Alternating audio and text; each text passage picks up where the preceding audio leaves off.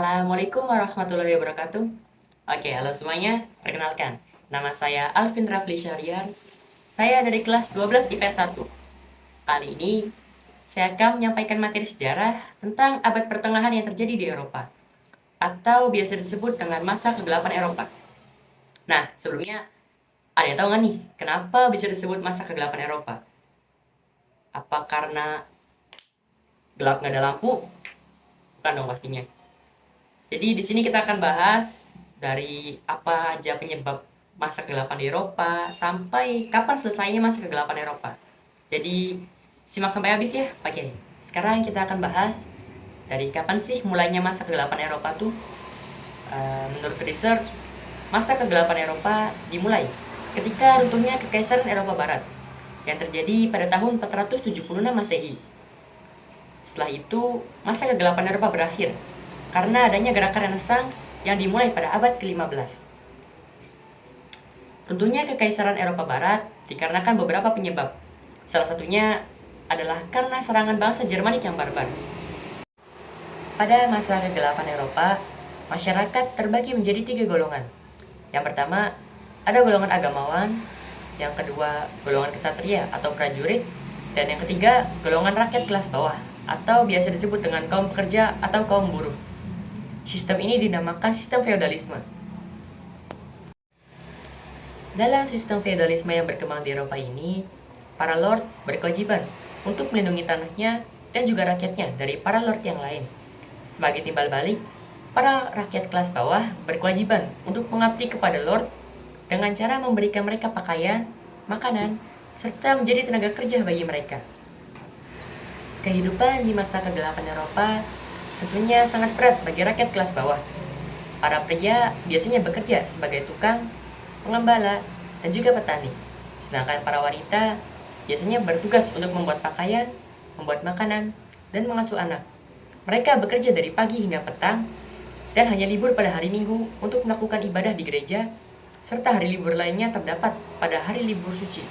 Setelah runtuhnya kekuatan sentral di Eropa, para orang-orang berpengaruh memilih untuk mengatur wilayah mereka masing-masing. Mereka saling bersaing untuk memperebutkan wilayah yang ada di Eropa. Mereka masih tunduk di bawah otoritas gereja Katolik, namun mereka juga masih mempunyai pengaruh di daerahnya terhadap wilayah dan juga rakyat mereka sendiri. Salah satu peristiwa yang memberikan dampak besar pada masa kegelapan ini adalah invasi para bangsa Viking. Karena invasi ini, masyarakat semakin percaya bahwasanya para lord lebih bisa diandalkan daripada pemerintahan pusat raja. Pada masa kegelapan ini, feodalisme berkembang pesat di negara-negara yang berada di Eropa, terutama Inggris, Prancis, dan juga Jerman. Karena hal ini juga, para lord memiliki pengaruh yang sangat besar di kehidupan rakyat. Pada masa itu juga, bahkan rakyat terpaksa harus mengikuti atau menuruti perintah yang diberikan para lord, mulai dari gaya berpakaian sampai makanan yang boleh mereka makan.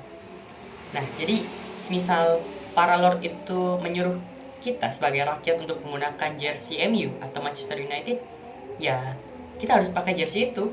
Kita nggak boleh nolak dan kita nggak boleh berpakaian bebas seperti saat ini.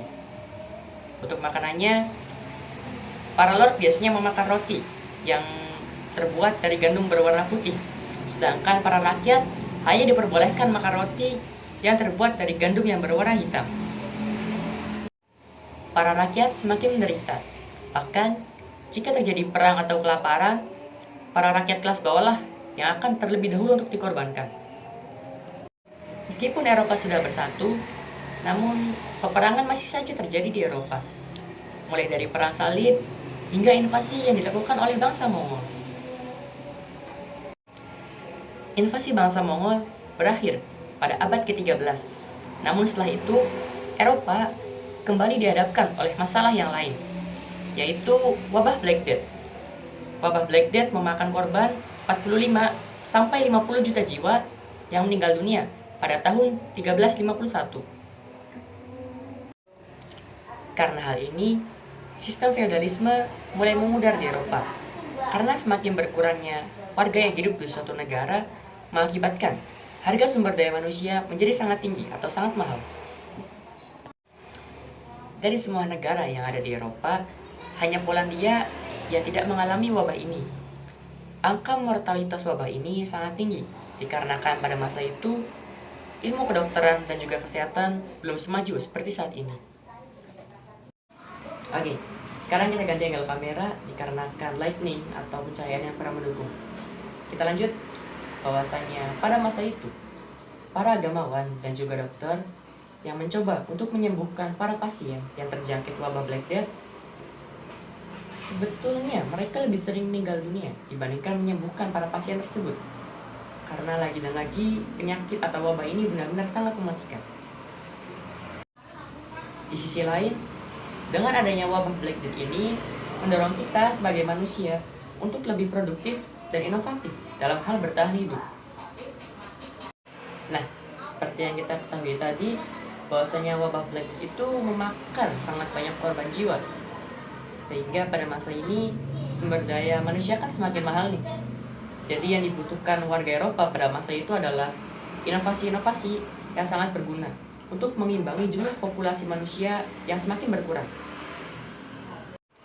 Nah, ada satu inovasi yang sangat penting yang terjadi pada masa kegelapan Eropa. Inovasi ini adalah sebuah mesin cetak yang ditemukan oleh seseorang bernama Johannes Gutenberg. Johannes Gutenberg menemukan mesin cetak yang sangat revolusioner pada masanya atau pada masa kegelapan Eropa. Nah, sebelum adanya mesin cetak di Eropa, masyarakat di Eropa menggunakan teknik yang bernama silografi. Teknik ini disebut-sebut mirip dengan woodblock yang ada di kawasan Asia Timur. Namun, yang jadi masalah adalah teknik ini memakan biaya dan juga sumber daya manusia yang sangat banyak. Namun, itu semua berhasil diselesaikan oleh penemuan mesin cetak yang ditemukan oleh Gutenberg. Dengan adanya mesin cetak ini, prosesnya menjadi lebih mudah dan juga lebih efisien. Oke, itu dia beberapa hal penting yang terjadi pada masa kegelapan Eropa. Ada invasi yang dilakukan oleh bangsa Mongol dan juga adanya wabah Black Death. Setelah ini kita akan lanjutkan dengan pembahasan tentang menguatnya pengaruh gereja Katolik yang terjadi di Eropa sampai terjadinya reformasi gereja.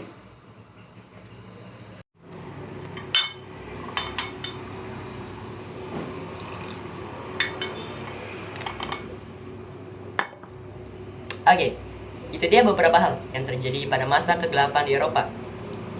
Tadinya kita akan lanjutkan pembahasan ini, mulai dari menguatnya pengaruh gereja Katolik sampai terjadinya masa reformasi gereja.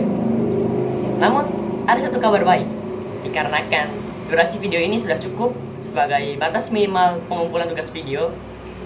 Maka dari itu, kita akan bahas reformasi gereja, Renaissance, dan lain-lain pada kesempatan yang akan datang.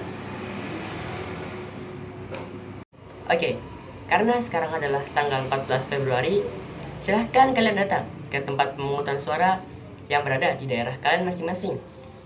Kalian berhak untuk menyuarakan suara kalian terhadap pasangan yang kalian anggap dapat membawa Indonesia menjadi lebih baik lagi. Oh iya, ingat kata-kata dari Patrick Star dari serial SpongeBob SquarePants. Kalau kau mau keren, angkat jari kelingkingmu. Oke, itu aja yang bisa saya sampaikan. Kurang lebihnya mohon dimaafkan. Assalamualaikum warahmatullahi wabarakatuh.